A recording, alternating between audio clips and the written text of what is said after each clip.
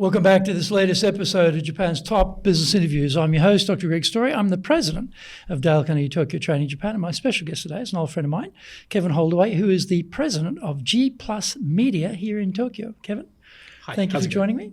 Good.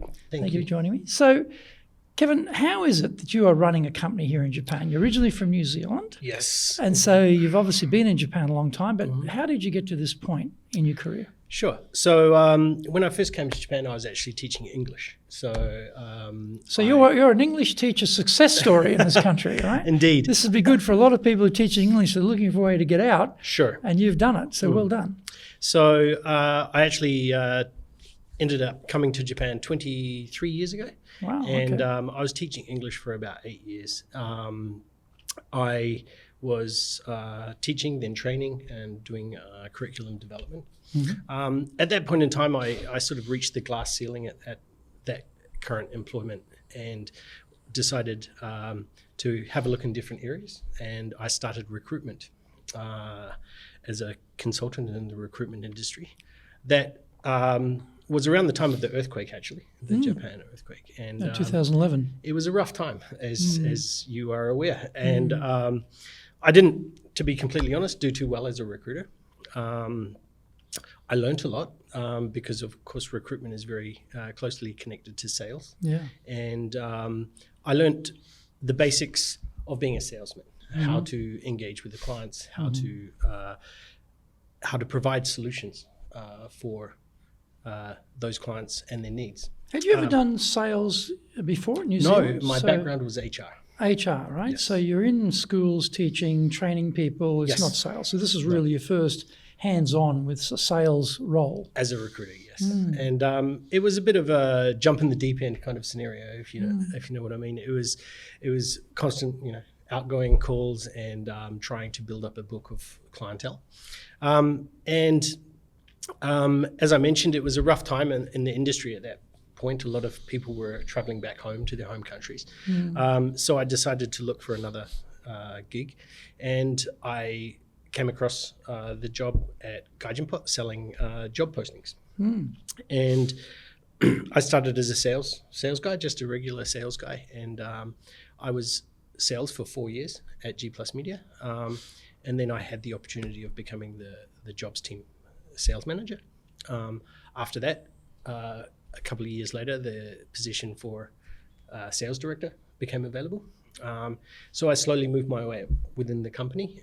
And last year, about a year and a half ago, I had the opportunity to become the CEO of the operation. So you've been in the company quite a long time. Yes. So a lot of hard work, a lot of ups and downs along the way. But I think this opportunity came about through diligence and working with the clients, not working against the clients. A lot of salespeople sort of go after the money per se, but in my experience, looking after the clients, making sure that you provide solutions to their needs is the best way forward. And it may not be a fast game, but over time, it creates a closer relationship with the client. And I guess, you've worked your way up through the ranks inside the company. So and I'm presuming a lot of the people you work with were colleagues at some stage, and now you became their boss. Indeed. At a point in time and some of them may have been older than you or more long in the company than you. So that's always a bit of a tricky one, isn't it? Being the boss of people who are colleagues, when they may be sitting there thinking, well, hang on a minute, I should be the boss, not Kevin, I should be doing that. Why is he doing that, So how did you get around that sort of problem? Again, I think it falls back to do what you love as well as work hard. I mean, I grew up on a farm in New Zealand. So my dairy by any chance? No, just it was a little hobby farm. Hobby farm, okay. But my father always instilled in me, work hard and try your best and give it 110% all the way. And that mentality garners a level of respect from your colleagues, and they see that you're working hard, and they see that you are putting in the effort to build and grow the company. Mm-hmm. And people tend to respect that. So yes, there are people within GPlus Media who have been there longer than me, but I work hard to try and facilitate gaining everybody's perspective within the company as well as I can, of course. And then How many people in the company now? currently we are just over 50. 50. Yes. Right. So it's a big company, Big company. for, started in Japan so many years ago. It's a born and bred company in Japan. So to get to 50s, 50, you've got plenty of headaches. Plenty of headaches. If you get to 50, you've got plenty of headaches, no question about that. A lot of I like to call myself the janitor a little bit because you spend a lot of time trying to sort out problems. And Well, you've got to feed, you've got a feed bill yes. for 50 people, which is a staggering amount of money. When you look at it on a P&L, you go, Christ, we've got to come up with this much dough every month to feed these people. It's a big responsibility because you've got people's lives, their families' lives, the whole thing is in your hands. So it's not a lightweight thing, is it? But I think it's also making sure you look after your team and making sure that they feel listened to, making sure that they are able to express their ideas and their opinions. Of course, those ideas and opinions may not be the best way forward for the company, but as long as they are listened to and you provide logical and succinct feedback, I think that that gains a level of respect from the staff and from the employees of the company. So they can see that you're trying your best. They can see that you are not afraid to get in there and get your hands dirty as well. Even at this level, I continue to make sales. I continue to provide as much mentorship as I can with my other backhouse teams as well. But I also have a good team to work with as well. So my other directors in the company are able to provide a unique perspective that I may not have myself. And we can discuss and come to usually beneficial solutions to any problems that do occur. And the company was started in Japan and then got bought out by a bigger Japanese entity. And I guess you were there through all of that period, right? So when you have the original company taken over and you become part of a bigger entity, that puts a lot of pressure, I guess, on the system, on the people, on the expectations, on, a whole raft of things. So what level were you when they were taken over? Were you already sales director at that time? So I was still a sales guy. You're still a sales guy. Still when a that staff happened. level when we were acquired. And that actually opened up the opportunity for me to move into management as well. Did it? Okay. Because of course, with any acquisition, there's a little bit of turnover. Yeah, Some people are maybe not entirely happy with the way that the parent company is going to be looking after the organization. But for me, it was a learning curve as well. Like I said, I moved into management, so I was able to progress within my career, but also on top of that, the expectations coming from the parent company were a lot different than it was when we were a privately run organization. So, of course, there's a level of adaptability that you need to be able to facilitate within your own career as well as, of course, within the business. I guess turning up to a board meeting, Japanese, domestic company, I guess is all in Japanese too. That must be a bit daunting. I've never had to do that. Yes and no. So, I mean, we were actually acquired a second time a year and a half ago. The first acquisition was over 9 years ago now. So the first acquisition was the parent company decided that they wanted to become more intimately involved with the operation of the business. So they had their own ideas on how to drive and grow the organization. Some worked, some didn't work as normal. But of course, in my position as I slowly moved up was to continue to look after the team. Just like our guiding business principle is to look after the foreign community in Japan. I feel as a micro aspect of that, looking after my company, which we do have a lot of foreigners in our company as well, allows me to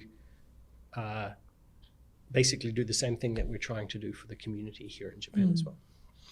So if we think about, 50 people is a lot of people, and what have you found works well to get team engaged? So they're really working well, working loyally, making a big effort. as opposed to just, picking up their check every month type of thing? What works well you've found so far to get people engaged? Again, I think it comes back to communicating with your staff. I think communication is very important. To be honest, we have struggled with that over Corona, as most probably a lot of companies have. We changed to a remote work situation over the previous couple of years, and of course that creates a lot of roadblocks along the way. You have to create new processes and new ideologies to help engage with the staff. Some work, and again, some don't work. It What were takes some of the things a that level worked? of flexibility. What things did you find during COVID work for you? Allowing the staff to have a level of autonomy. GPlus Media is quite lucky in the fact that our turnover is not so large. As we were growing, of course, things happened, but we do have a lot of people who have been with the company for a long time, and they do know their jobs. So allowing them the autonomy to be able to do their jobs without somebody peeking over their shoulder every step of the way actually worked out quite well for us. And is everyone back in the office now? Are they still remote? No, we are still flex remote. We actually downsized our office throughout Corona, and then we just recently got another relocated again to have a bigger space. But we are still continuing to work on a flex remote system. And we also provided alternative resources, especially for our sales members, to be able to work from serviced offices throughout the Corona period as well. So they enjoyed that flexibility because, of course, they didn't have to do a lot of transit every day because working from home allows them to spend more time actually involved in their work without having to do an hour to work and an hour back again. And actually, some people enjoy working from the office and some people enjoy working from home. Having the tools in place to facilitate allowing the staff to work from home and also continue to be accountable for what they are doing is very important. So we implemented many new tools to help facilitate that. I think we're lucky as well. We're in the media business.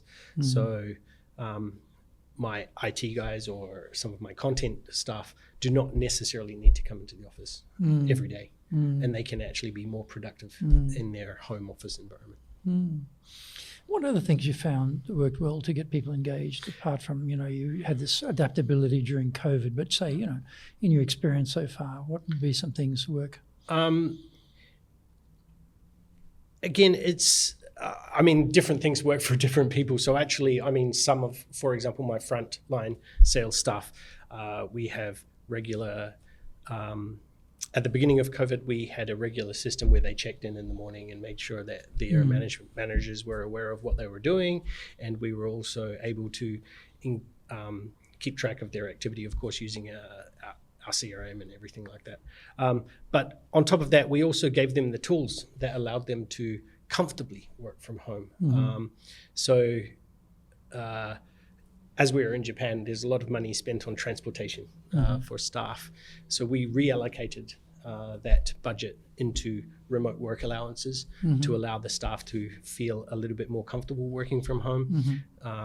It allowed them to purchase the tools to help facilitate their job as well. So I think that definitely helped a lot with the team. And the continuing engagement through, of course, regular meetings definitely helps a lot. Because sometimes people can feel a little bit forlorn at home, working by themselves, a little bit shut off. So keeping the regular communication open is definitely the key. Yeah, we're all back in the office now since April, but I did notice that I've got a couple of people who probably always were a bit introverted, prefer to work from home. Sure. And it has a bit of an impact on teamwork because they tend to isolate themselves from everybody else. So that's something that we've been working on to try and reintegrate them. But I give one example. One person, she'll come in and she'll go and sit in a certain spot away from everybody. She's not quite integrating back yet. So I'm just wondering if you're having those sorts of issues as well. We are. I think it is a big change for everybody. Just like when Corona started, it was a big change for everybody as well. All of a sudden, they're working from home and they can't leave their house. So having those tools available for the staff was definitely essential, as I just discussed. But also, one of the other things that we've recently implemented was, of course, we're in Japan, and the way the office is pre-Corona were constructed, of course, everyone has their own desk, and it's like you just said, heads down, doing their work. And those introverts don't tend to, socialize, shall we say, with the other staff. But the new office that we have is more open plan. We have more flexible seating arrangements, and we actually have an online booking system where they can book in to come into the office. And recently, actually, my COO implemented, and it's a very small thing, is we allocate a small amount of budget to having snacks in the office. And these, we have roughly 50% of our staff are from abroad. That's quite a big proportion, 50%. Multiple countries, of course, North America, Europe, Australasia, Asia. I think we are currently about 16 different nationalities in the office. Mini UN down there. It is. And just this small idea of having a Canada Day, and they bring in maple cookies right, to the office, and just sitting there for free for all for everybody. Or they tell me there will be a New Zealand Day shortly, so I have to prepare some stuff. So these kinds of things, I think, help get everybody back into the office, get them more involved socially, which helps them. Of course, our idea would be that this encourages them to get back into the office more, do a little bit more socialization, because of course that's very key, especially in terms of teamwork. And some people are very standoffish for that at this point in time. Once upon a time in Japan, it used to be, boozing after hours was part of that social glue, Yes. Holding organizations together. But I think even before COVID, the younger generations are like, no, I don't want to spend any of my personal time drinking with the boss. I want to go and do whatever I want to do at home or wherever they're doing it. So that was sort of trending down. I think, well, there was none of it during COVID. Yes. So I'm just wondering, was that ever a feature of what you were doing, the sort of, all going drinking together, or even group sections drinking together? And has that come back? Or Indeed. I think we've been here, as I mentioned, I've been here 23 years now, and regularly we would have, at least once a week, we would have a few beers at the office after closing hours, and there was a lot of kind of what they call nomification, just having a few beers, relaxing, and just talking. But I see the same trend with the younger generation. They tend to be a little bit more. I don't really want to spend a lot of my social time outside of work with my workmates. And in general, I think also the younger generation are not drinking maybe as much as we did when we were their age. So slackers. So this is, I think, this idea I mentioned, which was just having some snacks in the office from a different country every week, allows them to not feel the pressure of a drinking situation. And we still have end of year parties and dinners and beginning of year dinners and parties, but they're not as my staff do not seem to be as receptive to that as we were back in the day. So I think we have to also change our perspective to help facilitate that for the staff as well, and adjust our thinking to what they enjoy as well. Yeah, and what about getting ideas from the team? What have you found works well to get bottom-up ideas? We've tried a few different ways, to be honest, and we're still struggling to find that perfect solution. But at this point in time, we are working on. We have, of course, regular team meetings where they can discuss within their teams. We try to have crossover meetings where they allows the staff to find out what's happening in different areas of the company. Of course, I have a company-wide managers level meeting where they are able to hear more from the directors and what is happening within the company, and then therefore hopefully that information can filter down to the staff. Well, on that point, sometimes, I guess not just Japan, but middle management can be a sponge on the top and a concrete block on the bottom, that they absorb all the stuff coming from above. They love that because there's sort of power play there, right? But they're very, very, very, sparse in terms of, sending it down the line to actually pass on what they're hearing to people who work for them. So have you found anything that sort of helps to get around that sort of sponge concrete block problem? I'm still trying. So I've also just started my fiscal year, so I'm currently working on a number of ideas to facilitate that moving forward. But we do have the facilities in the company.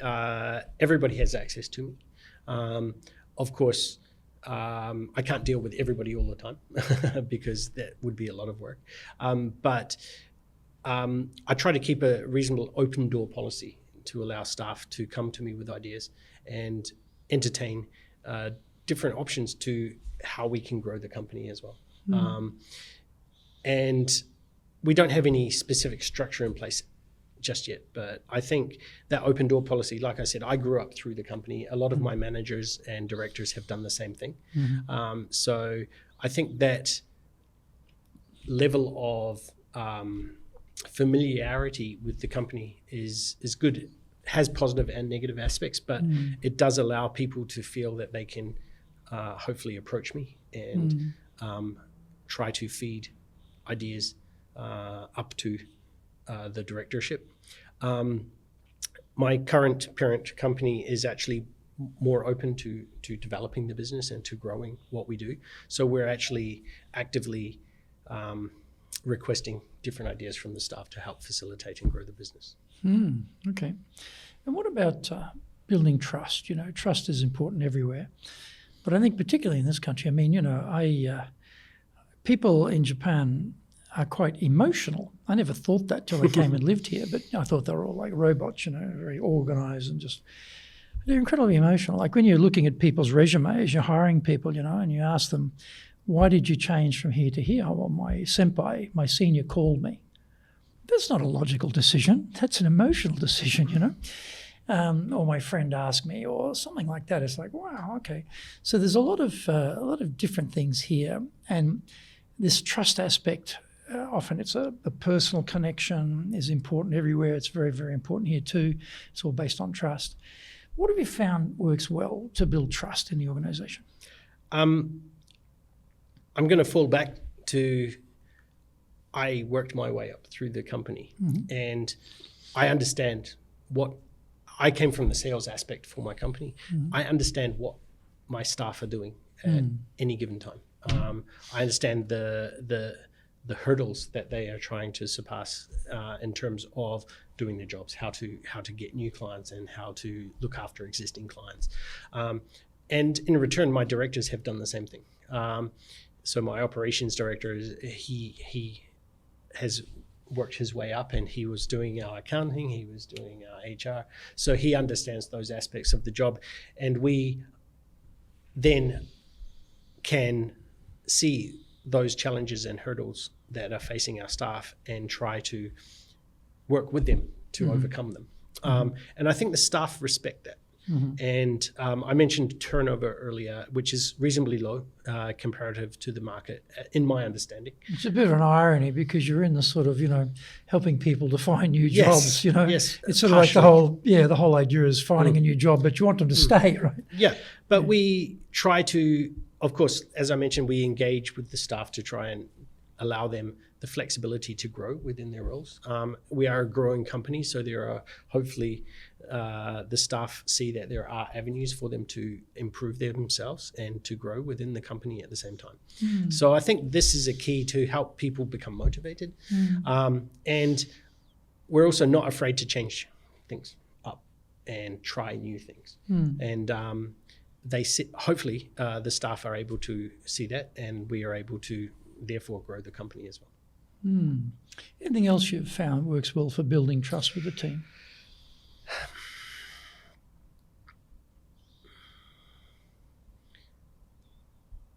I always fall back to, if you can't do the job yourself, then you can't really ask somebody else to do it.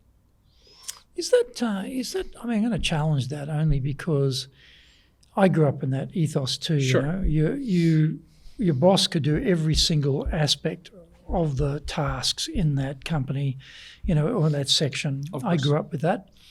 But I wonder today because, you know, business, technology, speed of business, much more complex than it was years ago. So I wonder whether, you know, as bosses, do we actually have to be able to do every aspect of the job, or are we actually organising people who are more expert maybe than we are or better than we are at it? Like, don't ask me to do anything to do with back office that's repetitious or boring.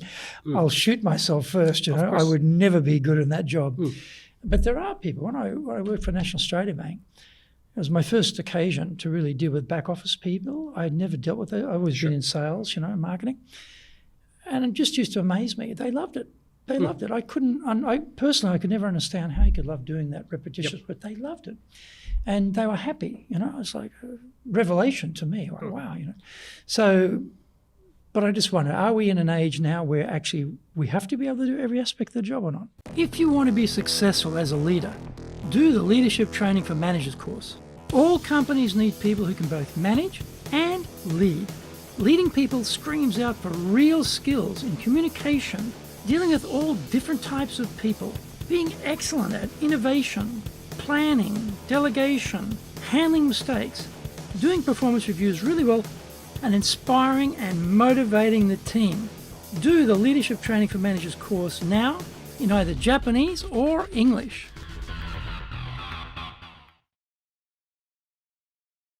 Are you doing business with Japan? Do you really know how things work? Japan Business Mastery provides the answers.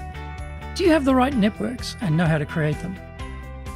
Do you know how to get on the same wavelength with Japanese buyers? Do you know what being trustworthy looks like from the Japanese perspective? Japan Business Mastery is based on more than 30 years' experience in Japan and will become your go-to guide. Want to succeed in Japan? Buy Japan Business Mastery now. There's two parts to this. As I mentioned earlier, I came up through the sales avenue within my company, so I understand the sales aspect of the position. I was looking after the job sales, I was looking after the advertising and client services, I was looking after our different divisions. But as a salesperson, of course, I can understand the sales mentality.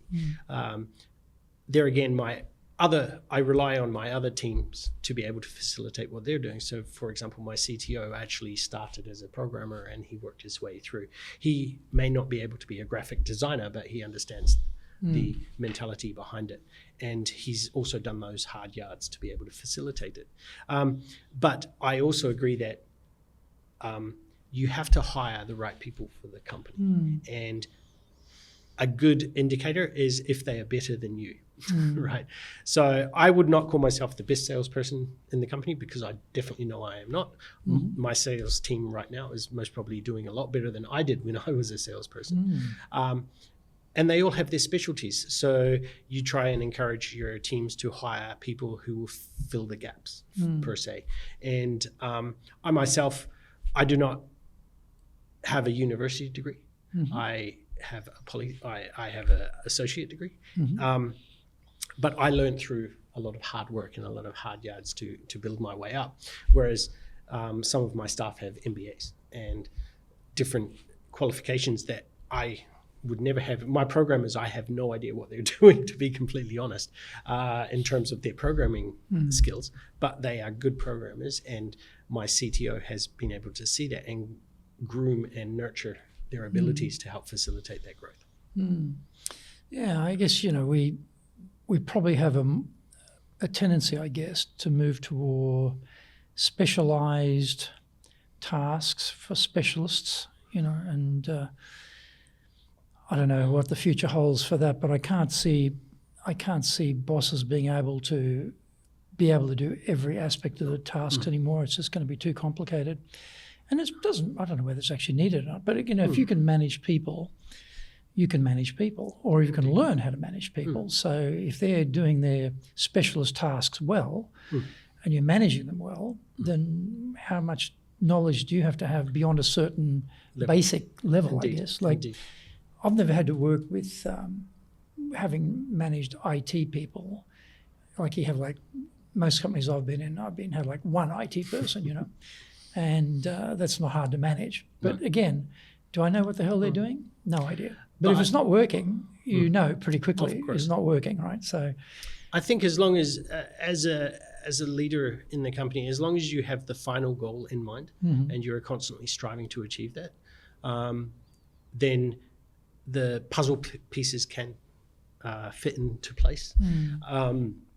As I mentioned, I've got sales staff who have high academic achievement in business, and they facilitate growth within their region of the company. Same thing with my programmers.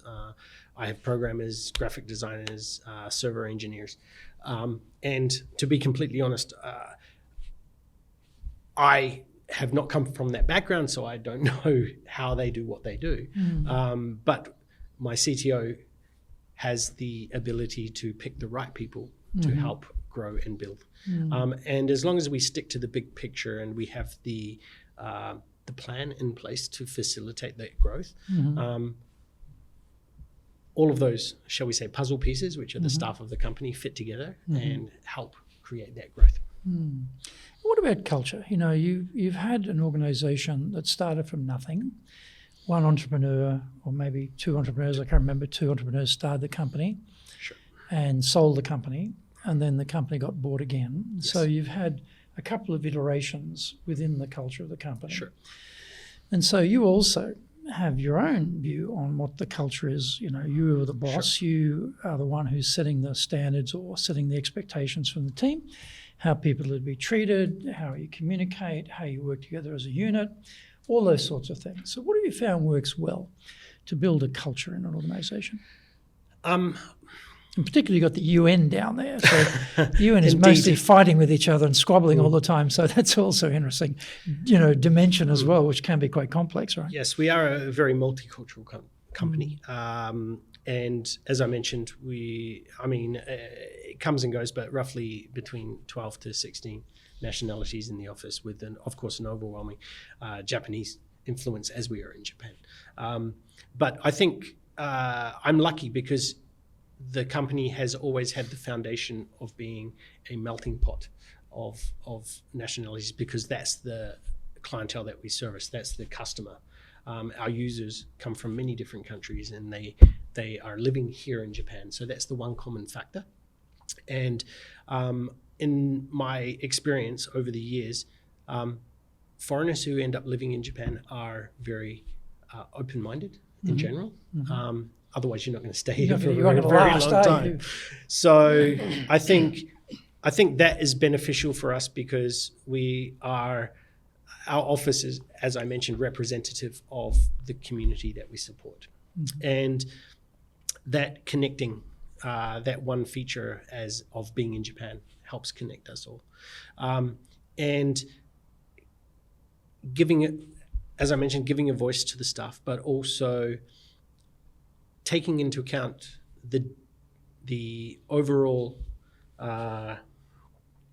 global aspect of what we do is the key to having the staff stick around and also enjoy their work.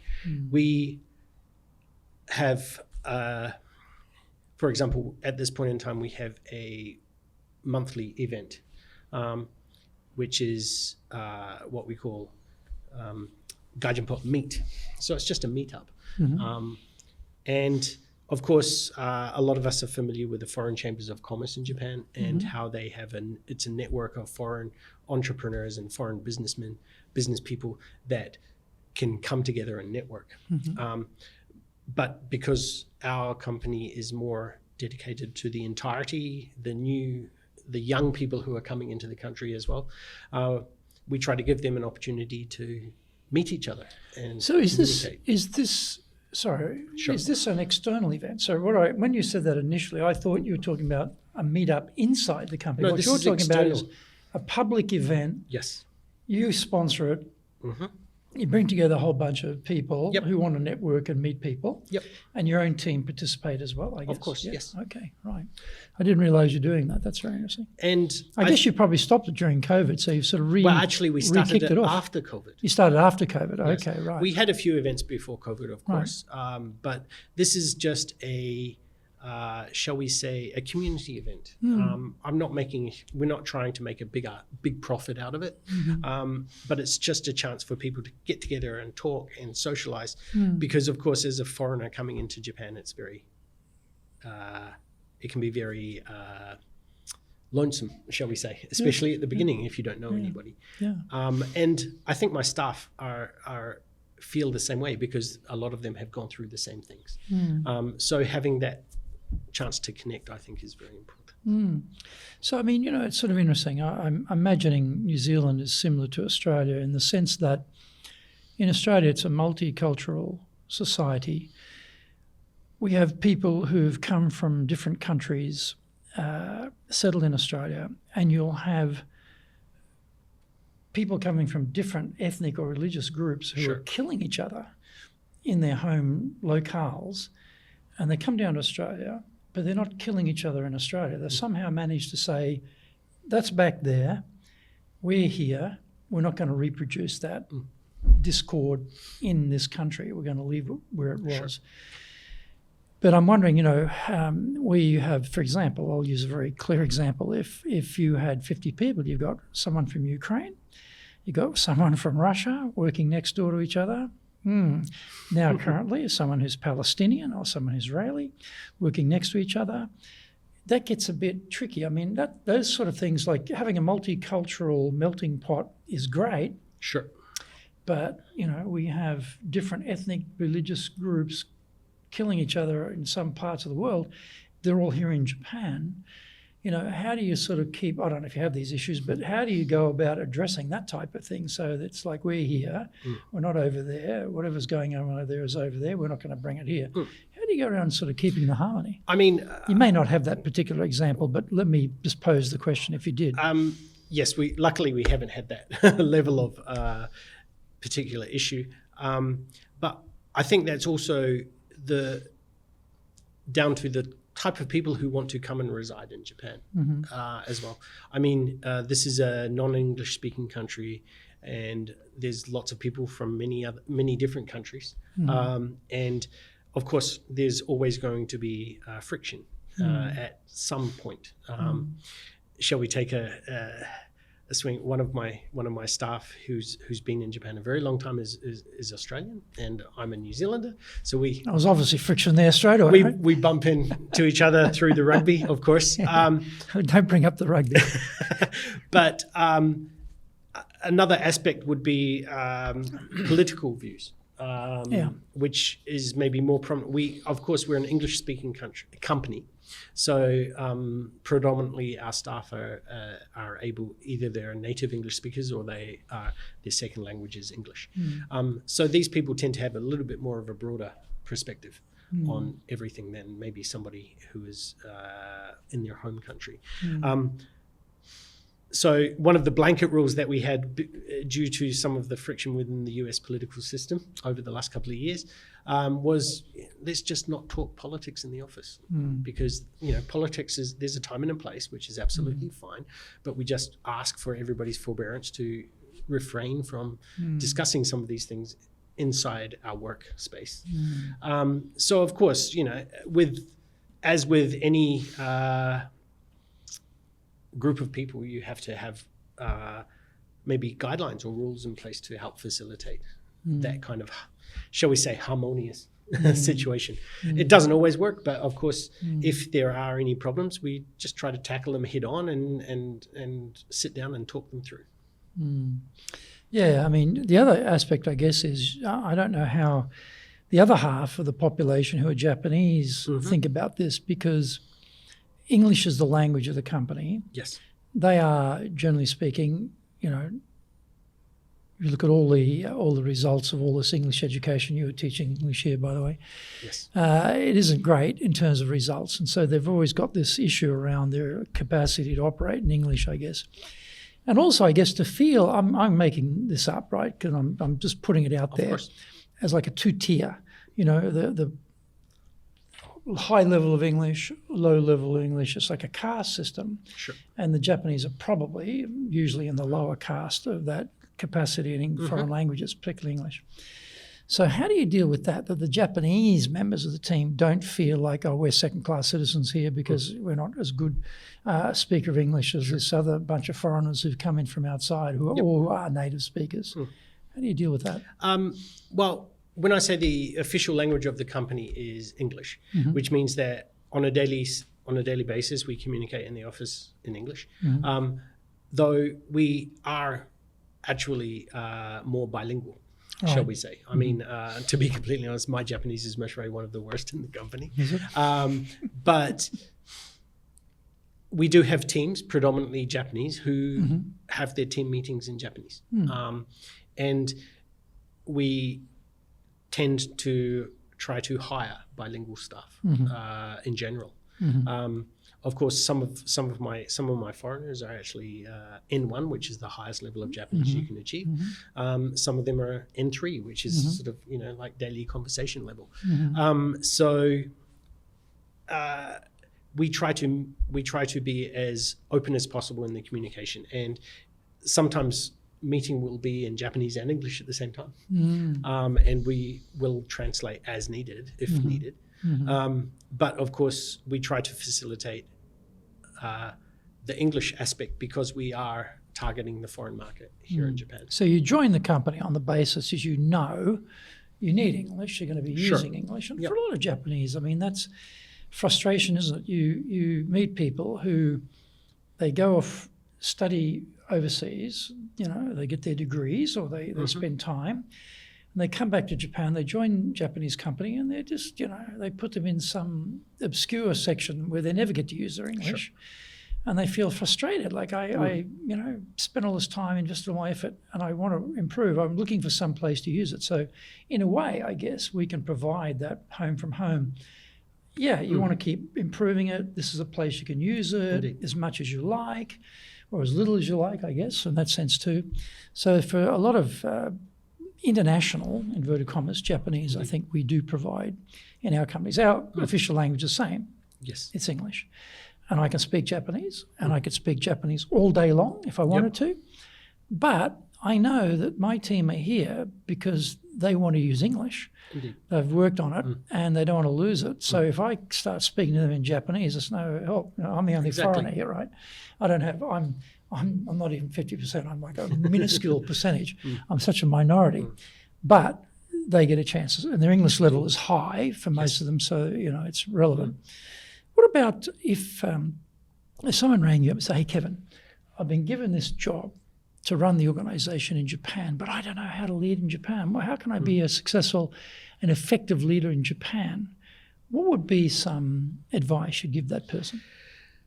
Okay, that's a large question, but I'll try my best. I think listen to your staff. Again, you don't have to completely agree with them all the time, but you have to listen to what is required, what is expected, not just from below, but also from above. And then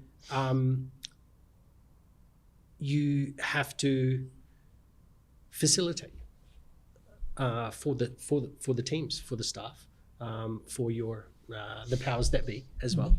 And you also have to manage the expectations. And managing expectations actually tends to be a large part of my job. Of course, I've got targets to achieve. I've got business development that we have to implement. But a lot of the work tends to revolve around facilitating between the guys, as I mentioned, the powers that be and the staff level. And I think allowing them to feel that they are being listened to is of key importance to running shall we say, a reasonably smooth operation. Of course, there's bumps along the way, as always, but I think those listening and facilitating with your teams allows you to understand the issues that can arise, and then you can also gain a perspective that you may not have yourself, right? So you listen to the other directors or the managers or the staff and how they would handle an idea, and then you try to cherry pick the best aspects to facilitate the growth within the company. So keeping an open mind. Okay. What else? What else works in terms of making things run smoothly? If you're new to Japan, what else should they be, apart from listening? What else can they do? And I think understanding and learning the culture is very important. I came to Japan and I had no intention of living here initially.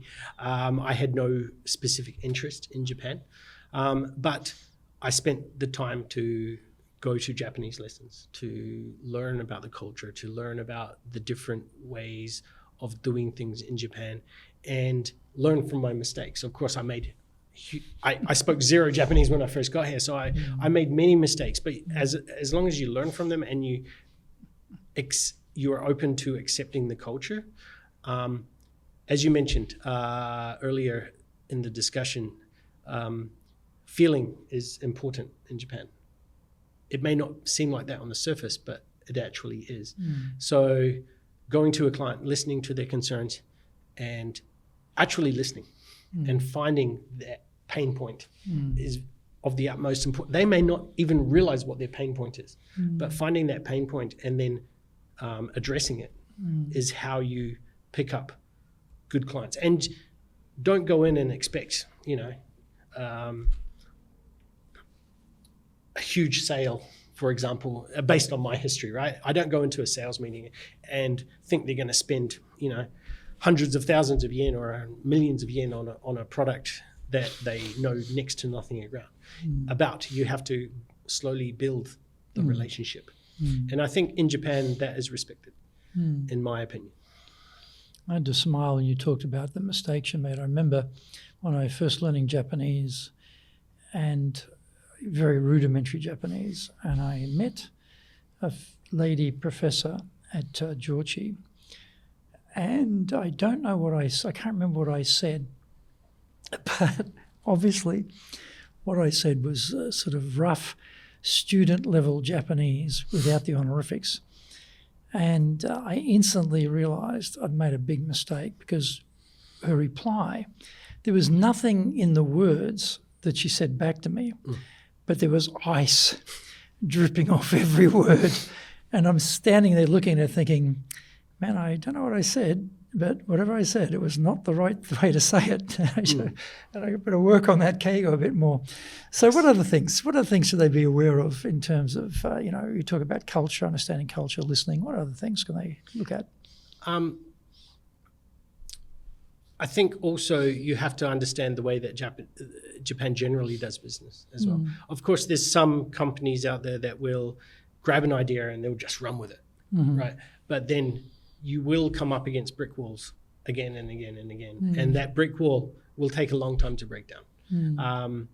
So diligence is also another key aspect that I think is important. As an example, I also deal with international clientele as well. We have companies from abroad who are doing business in Japan or want to do business in Japan, and they come to us and they ask how they can do that. And it falls to the previous comment, which is start small and build it. Because it takes a while to build trust with a Japanese company as well. And no shortage of fly-by-night foreign entities who've come in here, big announcements, big splash. A couple of years they're gone. All the staff are sacked. All the relationships are burnt. It's like, sort of shell shock or gun shy Japanese on dealing with foreigners. That's in there, both from a staffing point of view and also, as you say, from a client point of view. So that trust aspect is key, isn't it?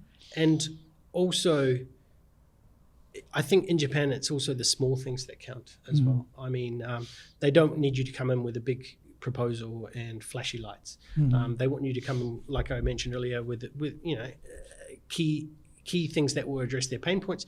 But there again, if you just bring along a box of cookies or some tea or what they call omiyage, souvenirs, to a business meeting, and that goes a long way towards building a relationship as well. So following these, even though we are foreigners, and we have to remember that we are operating in Japan, and we have to follow the customs, and we have to follow to a certain degree. I'm not saying all the time, but I think these small things help the client understand that you understand them, and I think that's very important. Yeah, when you think about it, the vast majority of foreigners in Japan are illiterate in Japanese. Can't read, can't write. Now you think about it, we're going to send you to a foreign country where you can't read anything and you can't write in the language, but be successful in your task. In a way, it's sort of ridiculous, isn't it?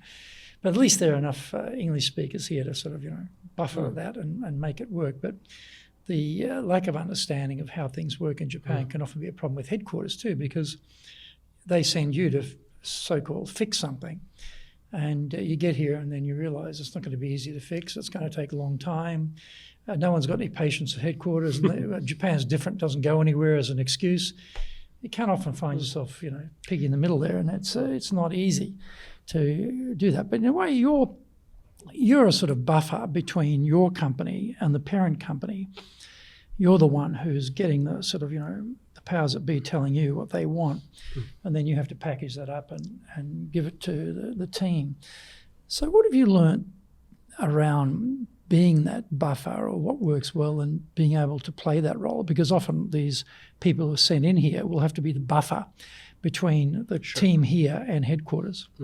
So, I think my position in that aspect would be a little bit of the reverse, right? So, a lot of the listeners maybe today would be, as you mentioned, from abroad coming into Japan and dealing with a Japanese organization, but you're a superior, the reporting line is back to a foreign country. So, I think everything I've been discussing this evening falls into solving, being the solution for this situation. So, I fall back to managing expectations, and my team's expectations, of course, are very simple. They want to be gainfully employed, and they want a good job, and they want to be listened to, and they want to be able to succeed. Whereas my parent company is looking for results, and they have a plan in place, and they want us to facilitate growth to help whatever their plan may be. And are they investing to help that along? Yes. Which makes a big difference. We're lucky. They're saying, okay, Kevin, we want this, and you find the money from the machine you've got there. That's different to, Kevin, we want this, and we're going to bring in this to help you. That's a big difference, isn't it? Indeed. And but that's also, like I mentioned, that's managing the expectations, both for above and below. And coming into the Japan market, a lot of these foreign companies do not understand the Japan market. And I know maybe many people say this, but it is quite unique. Japan has been a secular society for a very long period of time. They were a secular society for a very long period of time. They're not as multicultural as, of course, even Singapore, or of course Australia, New Zealand, England, etc. So the powers that be need to be understanding that, and part of our job is to help facilitate that understanding. And the same thing with Japanese bosses. My Japanese bosses, of course, have a design for the company, and of course my job is to fulfill that design to the best of my ability, but I also have to tell them if it's not feasible. And how does that conversation go? I think I'm lucky they're willing to listen, and they're willing to accept my perspective. And I think that they put me in this position to be able to do that as well. I've always found with the Japanese, we talk about when in Rome, do as the Romans do, But my experience of Japanese is when you're in Japan, you do it the Japanese way. When you're outside of Japan, you do it the Japanese way. You know, that flexibility is often not there, but it's good that they've got that ability to be a bit flexible and adaptable. Yeah. Well, I think they're looking at a more long-term design, shall we say, which is good for me. I mean, they could have put a Japanese person in charge, but they decided to put me in charge because, in my understanding, they want us to continue operating the way we are operating, but they want us to grow at the same time. So, of course, with risk comes reward. They give me enough rope to hang myself, shall we say? But those are the risks we take at this level. We have to make a decision and commit, and it may be good, it may be bad, but I mean, we learn, like I mentioned earlier, we learn from our mistakes and we try to move forward in the best way possible. And I've worked for a number of companies in Japan over the years, a number of people in Japan over the years, and all of them have taught me something. Whether they're good or bad people is irrelevant. Everybody taught me something. The jobs I had as well. I mean, I was a teacher, I was a trainer, I was a recruiter, I was a sales guy. My background is HR. So all of these things built my understanding of the market and my understanding of being a people manager. And all I can do is utilize those skills to the best of my ability to help move the company forward. Well, that's a good entree to my next question, which is, what would be your definition of leadership? So being a leader in Japan, or being a leader, is, in my mind, work for your people. And one of my, shall we say, mentors in the past said, put your staff first. He had a very simple business attitude. Put your staff first. Because if you put your staff first, your customer is always going to be happy because your staff are happy. And if your staff are happy, they are going to help you grow and build your company. And that philosophy always stuck with me. And as I said, I'm not afraid to roll up my sleeves and get my hands dirty. And looking after your staff, helping them understand the job that they're doing, whether if it's sales, how to make a cold call, if it's editor, how to what kind of articles should you be writing to help grow the community.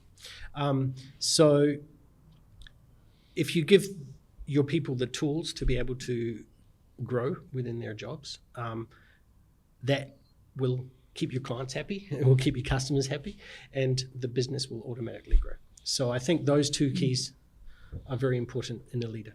Okay. So is New Zealand going to beat Ireland in the quarterfinals, and is New Zealand going to win the World Rugby Cup? Seeing Australia's disgraced themselves completely and out of the game entirely. I've got to try and get up at 4 o'clock in the morning. But yes, fingers crossed. We will. It's been a while, so I think it's about time for us to have a comeback. Let's see. Well, we'll see. Australia's now completely out of it. And Japan's out of it. So there's only from the southern hemisphere. I think New Zealand, Fiji left in there. I think, aren't they? But Samoa, are they up to it? I think they are. So it's going to be hard, but I mean, we've done it in the past. I'm sure we can do it again. I can just be there in front of the TV with a beer and supporting them. So. As we do. Thanks, Kevin. So please join us again for our next episode of Japan's top business interviews.